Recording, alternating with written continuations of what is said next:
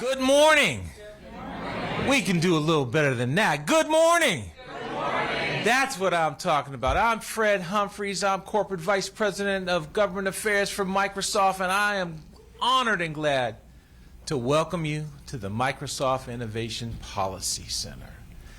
And as I was thinking about this, I thought I'd like, okay, what am I going to do? I'm going to give some remarks to talk about that comes from my heart and keep it authentic, to talk about the great leadership we have in the District of Columbia with Mayor Bowser. Let's give her a round of applause.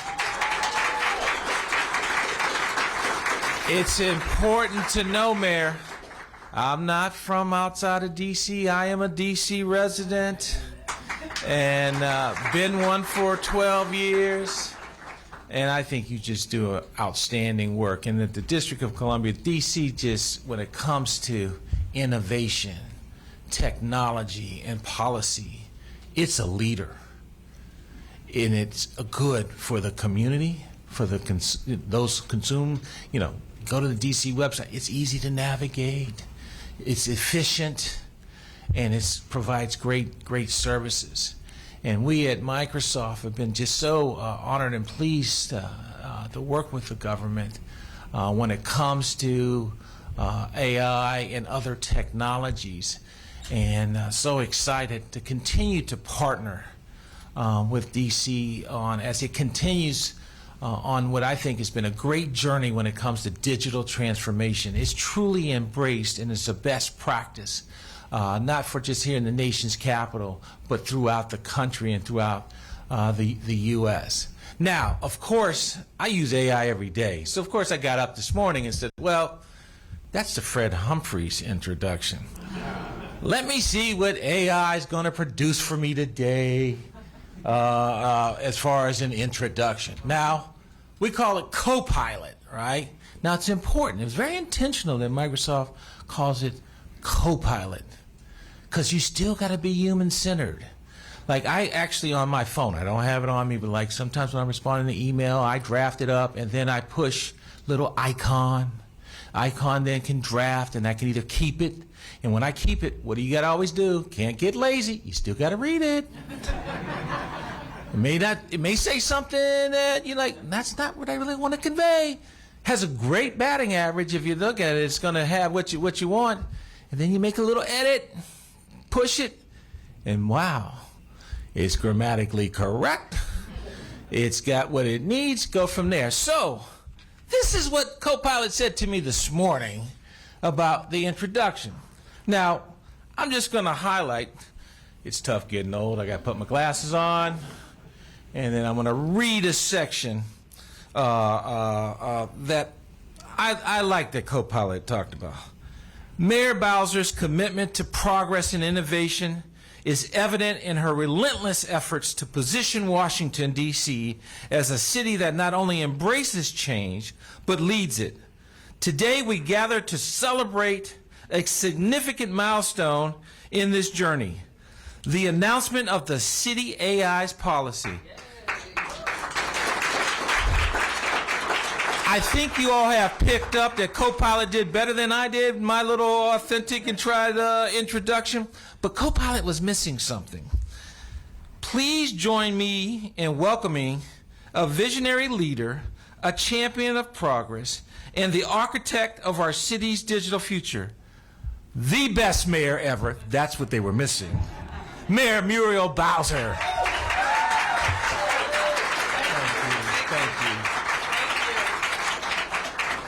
Well, good morning, everyone. I love that AI introduction and real life introduction. So give Fred a big round of applause.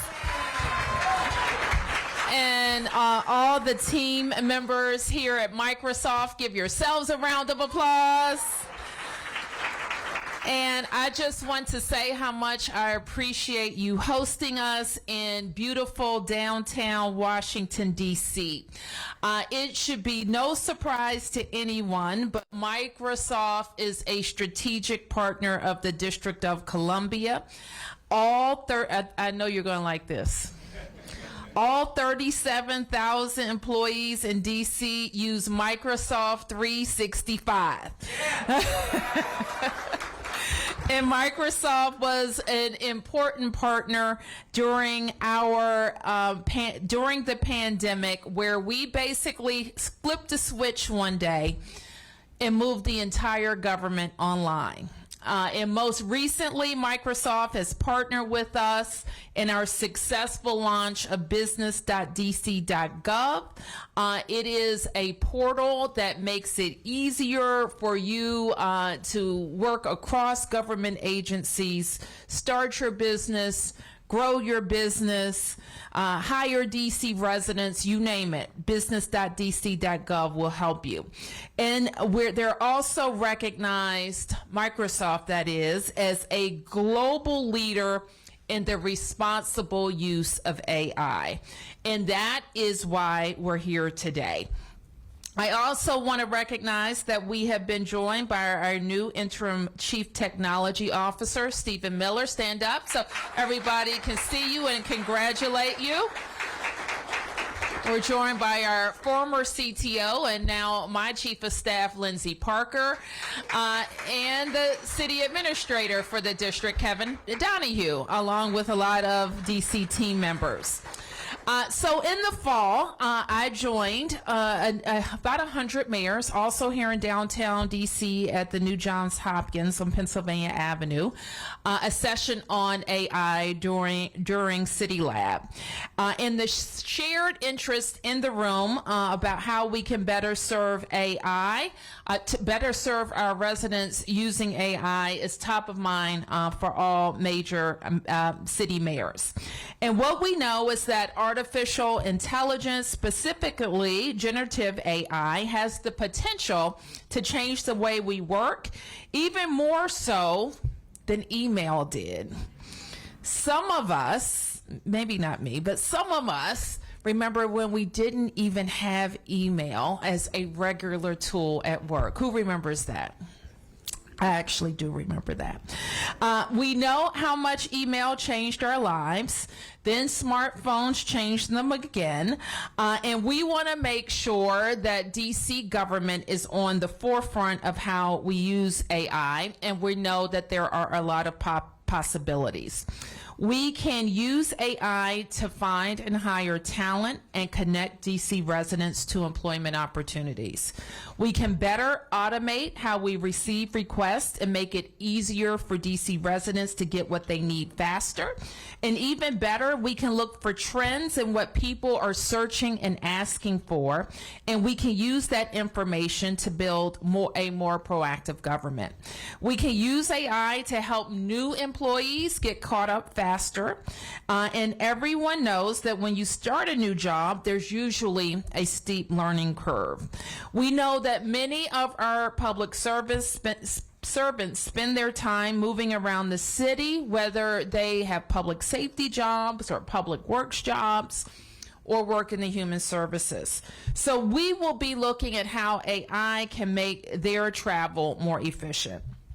So as I talk to my team, I'm seeing that the opportunities are really endless. But like with any new technology, we need to make sure it works, and we need to make sure that it aligns with our DC values, which is why today I am signing a mayor's order on artificial intelligence that will guide us through how to use AI the right way. So the order does three things primarily. It establishes our AI values, 6 core values, which will help tailor our use of AI. It establishes an AI public advisory group to help hold us accountable in shaping these values and putting them into practice. And it establishes an internal task force and defines specific deliverables for each agency cluster as we integrate AI into our work and our resident-facing services. So you can read more about this plan at techplan.dc.gov, AI values. techplan.dc.gov, AI values. So we're very excited about this work. We're very excited about our continued partnership with Microsoft and being in downtown and have everybody working in person. It's fantastic. And I'm going to turn it over to Stephen Miller to say a little bit more.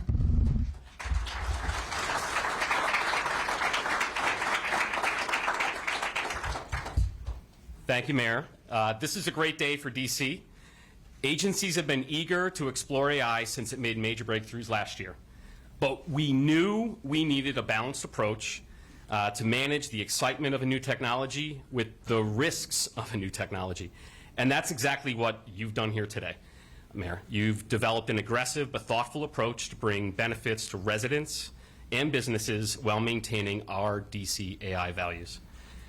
While we've had some exciting AI pilots with several agencies in recent months, we look forward to now working with more agencies within all clusters, not just to develop plans, or as we call it, IT world shelfware, but turn those plans into truly delivering value for DC. This is really a roadmap for success, and again, thank you, Mayor, for moving quickly and setting us up to be a leader in this space. And thank you again to Microsoft for being a trusted partner and for hosting us today. Thank you.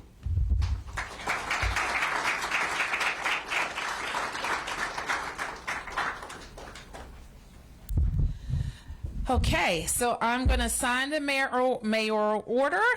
We'll take on-topic questions as well. Any questions? Press, yes. Mayor, what is your question? Oh, thank you.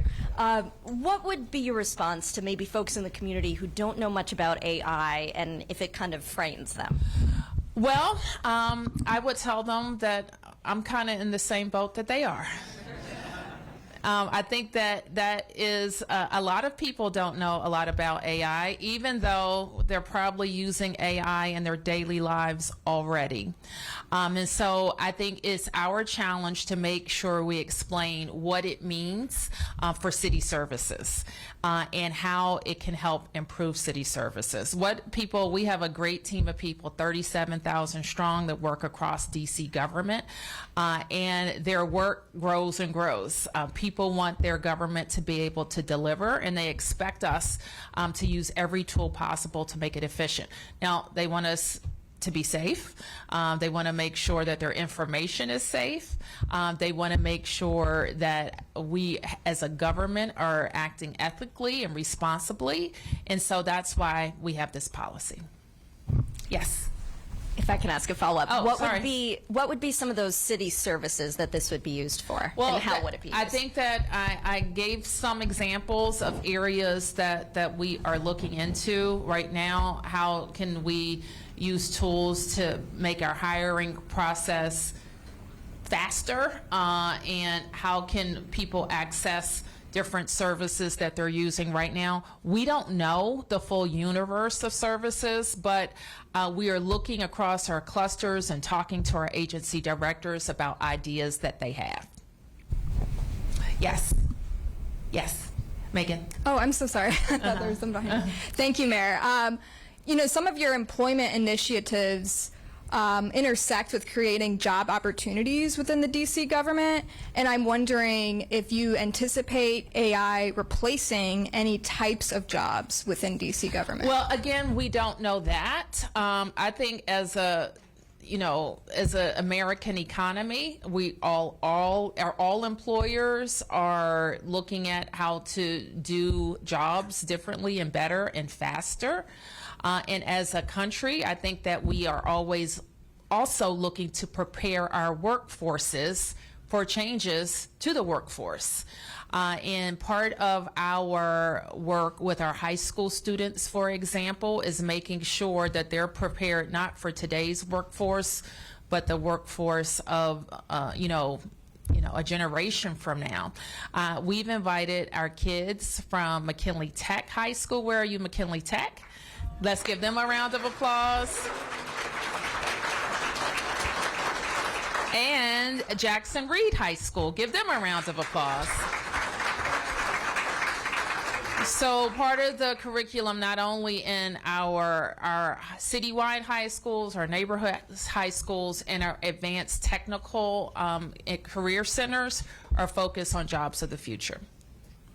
Yep. Questions. You mentioned how it can ease travel around the city for some officials, and I guess I just thought, well, I'd like to know just your thinking on self-driving cars. Obviously, they're coming to some cities in America, and I'm curious if you are interested in that. If you just what your general thinking is on that. We have, Megan, have participated in various pilots, and so we are interested, but we are, following the evolution of these discussions for sure. Are they in DC right now? Can we get back to you on that? I don't have it on top of mind where we are with those various pilots. I've gone to other cities to do the test driving. We've done, I'm not remembering off the top, but we've done a lot of different initiatives to help pilot test driving vehicles. What did you think of the test drive? I'm just curious. When I was well, Where time we live in? I just gotta ask. I think I was in San Francisco, and you know how hilly it is. That's all I'll say. Okay, yes, a community or employee question. Uh-oh, take it easy on me. Yes, okay. You bet. Yeah. So my question is around accessibility particularly. So as a person with a disability myself who struggles to sometimes write quickly, AI has been extremely helpful and an equalizer, right? But at the same time, I look at, for example, Uber, that has been a great technology, but it's oftentimes hard to find accessible rides. Or for example, when we did the IN3, I don't know if you remember, I was there for the IN3, that it wasn't accessible for people with disabilities, the incubator. So I'm concerned about how are we making sure that this innovation actually includes people with disabilities in all their marginalized communities, and not forget that piece of the puzzle that's really important. Well, thank you for making that point, and it's certainly part of our values as a city to be inclusive of everyone and embrace technology that allows that to happen. I would say that one benefit of our experience in the pandemic was that we identified jobs and people, we recognize that people with disabilities are more likely to apply for some of our jobs. And so we think that that's a benefit. But I'm going to turn to Stephen or Kevin to say more, to offer any more thoughts. So what I'd say is our number two value is focused on equity, and we do want to make sure that we're also bringing people to the table in our advisory group, in our public advisory group, to help us get the right outcomes as well, to make sure that we're being held accountable against the standards that we need to meet those kind of needs. We'll also have on our task force members from the Office of Disability Rights to make sure that we're delivering on that as well. It's a DC value, it's an AI value as well, and that's what we'll be working on. Okay, a couple more. Mark? A couple questions. One, you mentioned students. Does DCPS, are there policies in place, or will your mayoral order or task force look at how AI can be used in schools, whether it's prohibiting students to use it when they're writing papers or teachers when they're grading papers? Sure. So this past year, the Chancellor of Schools had a task force that involved teachers and educators that looked at that question, and it really looked at how to, recognizing the reality that there are programs that exist that allow for people to be a better student, to be able to study better. Also, they can use those same tools to write papers for them. And so out of that, there is policies that can be adopted and flexible in each school that do allow particular softwares that would alert teachers to the possibility of there being an AI-generated paper. Also, teachers to encourage them to use AI tools to be able to help them study and learn. So it's used both as an educational tool, it's used as an accountability tool. There's some flexibility and differences from school to school, but essentially DCPS has authorized certain tools and given certain value statements and approaches that allow for educators to adopt and integrate AI as they see fit. Can I ask about teachers, and are they prohibited or restricted in their use for either creating study plans or grading papers? That's a good question about the grading papers. I do know that teachers are authorized to be able to use AI tools to screen for instances in which AI may have been used to generate work product from the students. And I have to get back to you on whether teachers are also been instructed on how to use it to make themselves better teachers. And then can I ask, are there places where you know now you don't want AI being used? For instance, would AI be used in any kind of law enforcement, first response, answering phone calls at OUC, deploying resources? The crime center is a good example. I think those are some outstanding questions. And if you look at the mayor's order, it starts with what the value statements are about transparency, around access, around equity. One of the value statements around accountability is making sure that humans and people still make decisions that the public and the law expects people to make. That there are certain decisions that are acceptable and certain assistance and help that it's acceptable to have computer technology to do, but there are fundamental decisions that have to be made by the individuals in those positions. And so the value statements lay that out. And the role of the commission, that will be an advisory commission that will include members of the public, is to have a regular assessment as to how we're upholding our practices to those values. So the questions you're asking about how far will this go, that's part of what the mayor's order will allow for us to explore with guidelines and rules and checks to ensure that whatever we do, we stay true to basic principles and values that the people expect us to have. I appreciate it. Just one last, if I could. How will people know when they're interacting with AI rather than a human being? For instance, if it's going to be used for answering emails or answering calls. I get it when the chat bot pops up on the screen, it's pretty obvious who you're talking to, but if it's used to answer emails to the mayor or to the director or something like that. So one of our values is transparency in the operation of AI in the district government, and we'll make sure that people are aware when they're interacting with an AI and when they're not. I think that's the way to approach that. Last question. Hi, my name is Carolyn. I'm with FedScoop. I wanted to know, I know you touched briefly on education and workforce, but I was wondering how DC is going to upskill its existing staff to be able to roll out these AI capabilities and tools. That's a great question, and our staff, of course, are interacting with technology each and every day, and we add tools all the time, and we look for ways to maintain training for all staff, not just in technology, but also in our policies that reflect our values. So let me ask Kevin to say a little bit more about training. It's a great question. Our employees around government have literally never worked harder and never had to work harder to carry out the core functions that our residents expect of them. Our employees are very eager to understand how AI and technology can help them do that work with balance and be able to do the work with the speed and quickness that people expect of them. Right now, folks can be stretched thin. So partly what the mayor's order does is that people on their own are going to seek out these tools because they exist out there, they want to be able to have the help, and it creates some structure and framework and values that allow for them to do so. So one of the core products that is in the mayor's order is there to be a clear training plan that prioritizes the functions and agencies that will have the highest and best use of AI right away. So among the first employees to raise their hands when we had a cabinet meeting and the mayor had Stephen Miller talk about AI tools were the agencies that are in human services because they're stretched very thin. And they both want the training and help, and they want to understand how tools can help them be co-pilots, the phrase used earlier today, with the work they have. So over the course of the next couple of months, there's an expectation that there'll be a clear, delineated training plan, that every employee, prioritizing those who will be most benefit from it, will allow for them to access training as well as the tools they have to be trained in to be able to deploy new technologies and AI to be able to do their job better. Thank you, everybody. Thank you.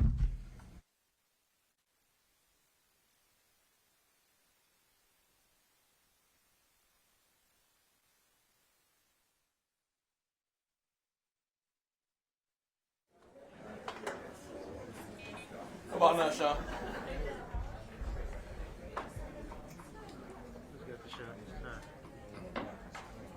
Go, Sean.